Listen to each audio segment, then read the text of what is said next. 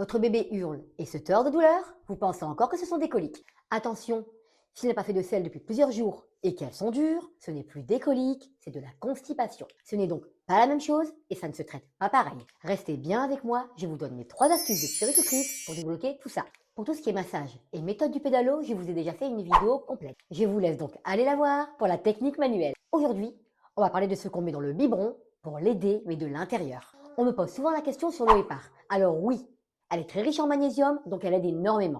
Mais attention au dosage, on ne remplace jamais la totalité du biberon par de l'eau épar. La règle d'or, c'est seulement 30 ml par jour répartis dans les biberons, et seulement sur 2 ou 3 jours maximum. Si on en donne trop, on risque de fatiguer les petits reins immatures du bébé qui ne sont pas prêts à filtrer autant de minéraux. Deuxième chose, vérifiez bien la préparation de vos biberons.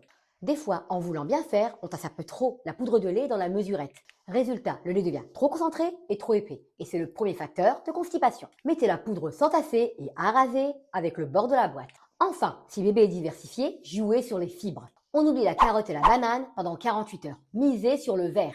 Haricots verts, épinards et surtout le pruneau et la poire en compote. Et n'oubliez pas la position physiologique. Porte le bébé avec les genoux bien relevé sur son torse. Ça ouvre l'angle du rectum et facilite l'évacuation sans effort douloureux. Et n'oubliez pas, si le ventre est très tendu et qu'il y a du sang, on consulte directement. Si vous voulez d'autres conseils pour prendre soin de vos petits trésors, abonnez-vous au catalogue de Nassima. Bye!